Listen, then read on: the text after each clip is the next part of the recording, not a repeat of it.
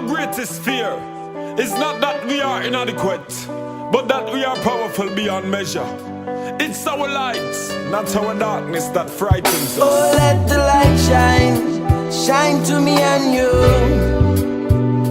Let the love line of love come shining through. They bring it for the people. My name is Rasheem Brathwaite. My teenage years were interesting, so to speak. It was always an adventure. Good adventures, bad adventures. It was always an adventure, whether it be with my uncle or with the guys in the neighborhood, my sister.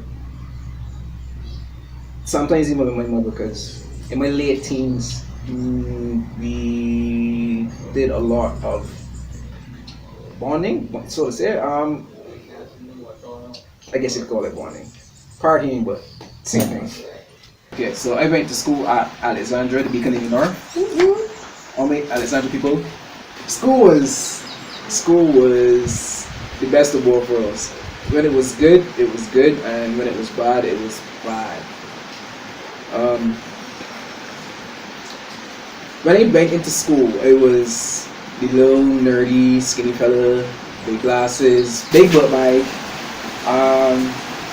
The typical first farmer, going into a different environment, you left being the senior to being the baby. And there were a lot of experiences that again shaped me to be who I am, from teachers to students. All played key roles in the person I would become. One of those to mention is Mr. Leck. Anybody who goes to Alexandra, I assure you, anyone within the time he was teaching there would have a story to tell you about Mr. Leck. One of the coolest people outside of being a teacher and being a teacher, one of the coolest people I have met in my 27 years of being alive. At school, I was really into athletics. I did swimming, track and field, football.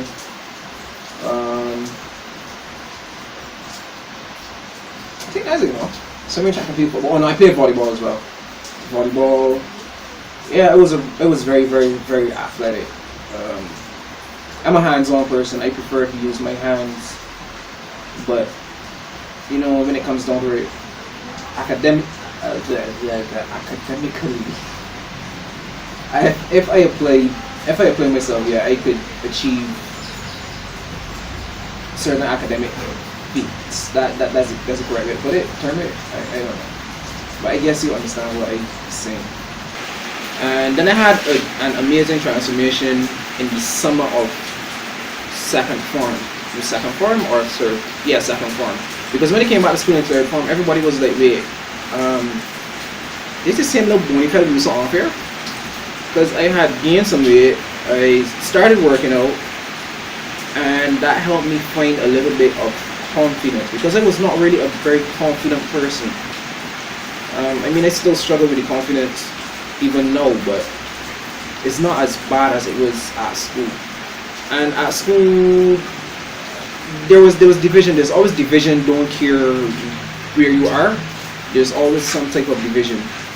And the category of persons that I fell in with, so quote unquote, the nerds, because I would spend lunchtime doing things any normal teen would do, sitting, talking about video games,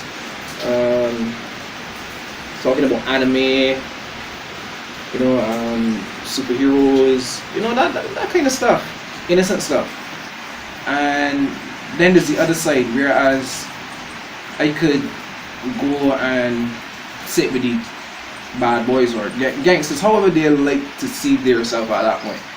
And respect was shown no matter where I went, because I'm the type of person to not be disrespectful or judge anyone. I mean, life is yours to live, so live it how you pleased.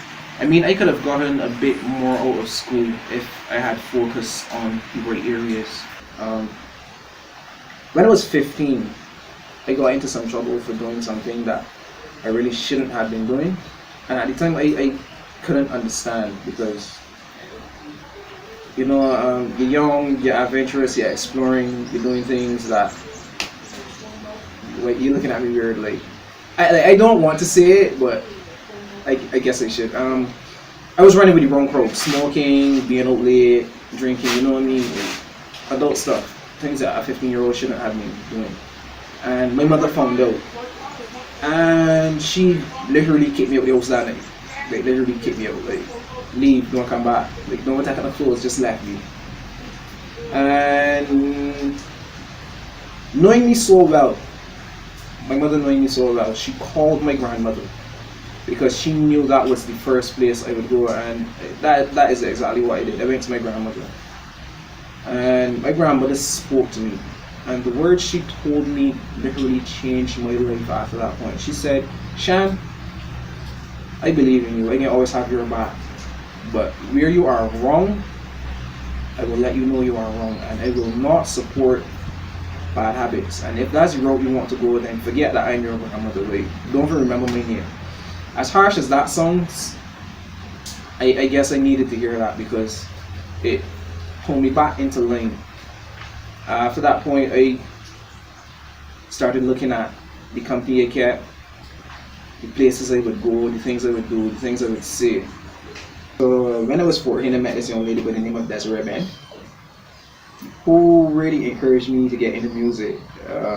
From spending time down on the bamboos, you know, because that was the spot. You know, we go, we listen to music. Like I say, I talk about anime, regular stuff. She told me that she knew a bit about music and she saw that I was interested, and she gave me a push. She said, you know, I would teach you what I know and we'll see what happens. So I spent some weekends with her, and I mean, like, we spent hours on her keyboard. Hours. Time flies so fast, like, we didn't even realize. And that was the foundation for where I am now. The second young lady who really got me into music came into my life when I was 17. Her name is Juanita Clark. She is a drummer, and in my opinion, biased or unbiased, the best drummer in the world. She was the second person who really pushed me into music, and for a while I tried my best with piano, keyboard, but it did not work out. I got frustrated and eventually I gave up.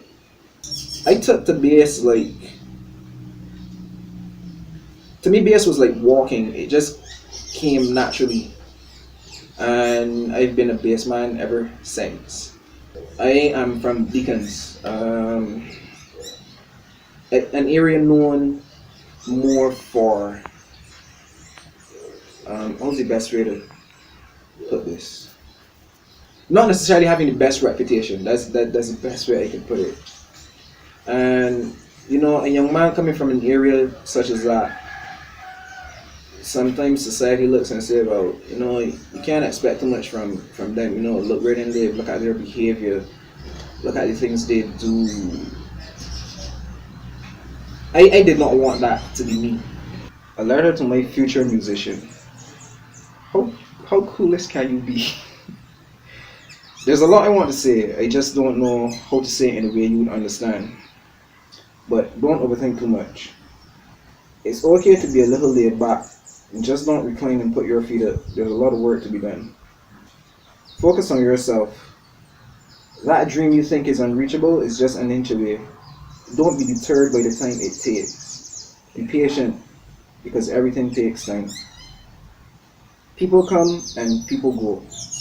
Don't be afraid to let go. Those who are meant to be in your life and those who really care will always be there. Love them, cherish, and appreciate them. Self-love is very important. You are beautiful and deserve nothing but the best. So don't settle for less, no? Be critical of the company you keep. When it rains, it pours. Put things aside for a rainy day. Yes, we live in the present, but it's today that paves the way for tomorrow. Think about your future and where you want to be in life. We are all running the same race, but at different paces. Save your money, no? So I just jot that in there. Everything that glitters ain't gold. Sometimes you've got to take that old rock and polish it into a diamond. Focus on one thing at a time. Become great at it and you won't regret it. Passion is everything. You'll know what that something is because it will constantly be on your mind and set your soul on fire. You'll want to do it every chance you get. And don't ever let anyone tell you that you can't. Believe in yourself. Confidence in you and your ability will be a strong foundation in driving you forward. Don't ever be afraid to express yourself or your feelings. People will either understand or they won't, but at least they'll know. Opportunities lost can never be regained. Don't let those unique chances slip through your fingers. And lastly, your opinion of yourself matters so much. Hold yourself in high regards. Always remember, ever forward, never backward. So I have come from behind the camera today, in front of the camera now, because we have something a little bit different to do. We have something a little bit special to talk about. It's a bit painful for both of us. It's fun for both of us. When I was completing my internship at Alexandra for the completion of my social work degree, I started this mentorship program. Rasheem was a part of that, and he was a mentor to this young man by the name of Savio Ferguson. Today is the 1-year anniversary of his passing, so we wanted to end this video by basically just paying tribute to Savio. He was an amazing boy. He had a fantastic spirit. He really hit it off with this one. They were very, very, very, very similar. More similar than either of them realized, to be quite honest. They were interested in a lot of the same things, had a lot of the same mentalities. They were both immensely fond of teasing me and giving me lots and lots of trouble. But we just, we needed to say something about Savio. When I met Savio, I mean, even in terms of appearance, I was like, wait, what? Yeah, I forgot about that. He actually did look something a bit like Rasheem. I was like, wait, what? Like, somebody took a bit of my DNA and placed me back in Alexandria again. Savio had a spirit that looked like anyone. Like, his presence was always felt. And you could tell a beautiful soul. Thoughtful, cheerful, I mean, like, always optimistic. And it was really, really sad, hard to process. To Savio, rest in peace. I mean, I would have loved for him to be here today, to get these words that I'm putting out there for everyone to hear, my little bit of advice, the encouragement. It would have been so great to share that with him, because he had a bright future, and like me, he was athletic as well. I believe a little more academic too, because my head can hurt. Yeah. We miss you, B. And it don't ever go away. That feeling don't ever go away. To echo Rasheem's sentiment, Savio, we love you, we miss you, and continue to rest in peace and enjoy your eternal game of cricket out there on God's team. From the length and breadth, to let them know that love is happiness. The light is love among us, children of the earth. To live and love and